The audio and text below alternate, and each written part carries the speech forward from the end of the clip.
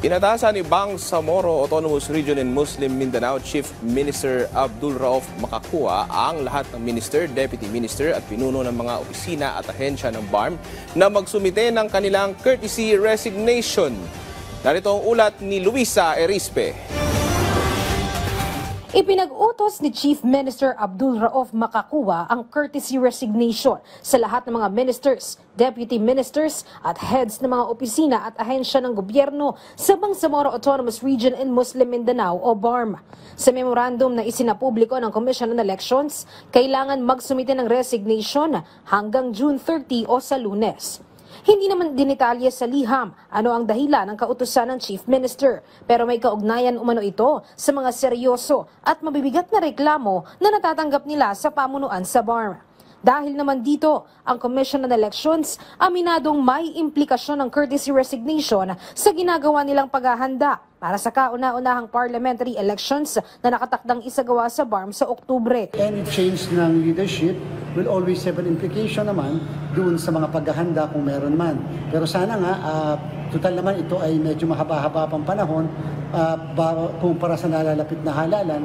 Sana nga magkaroon ng kaliwanagan kaagad doon sa mga mapapalitan o doon sa mariretain upang hindi magkaroon ng agam-agam din at saka maging maliwanag sa COMELEC kung sino yung mga tamang kausap natin. Bagamat tuloy pa rin ang trabaho ng mga ministers at leaders sa BARM sa kabila ng courtesy resignation, giit ng COMELEC, kailangan agarang maging malinaw sino ang mga posibleng mapalitan sa pwesto para hindi magkaroon ng komplikasyon sa kanilang paghahanda. Ang mga nakaupo kasi ngayon na parliament leader sa BARM ang siyang makakatuwang nila para sa mga preparasyon sa darating na eleksyon. Siyempre, yung mga kaugnayan namin sa pagkukondak ng eleksyon ay yung mga pinuno ng mga departamento o mga ministry doon.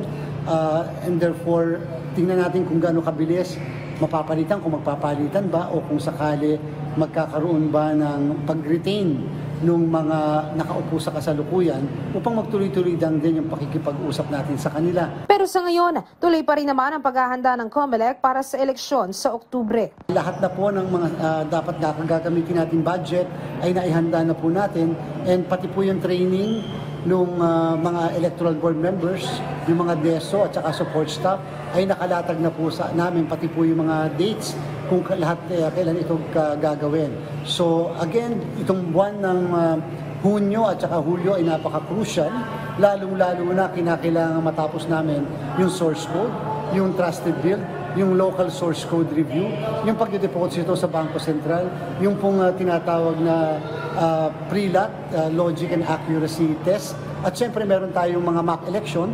Samantala, ayon naman kay Senate President Francis Cheese Escudero, sa tingin niya, wala pang direktang epekto ito sa parliamentary election sa Oktubre. Karapatan din umano ng Chief Minister na palitan ang kanyang mga gabinete o ministers upang matiyak na maayos ang pagpapatakbo sa BARM.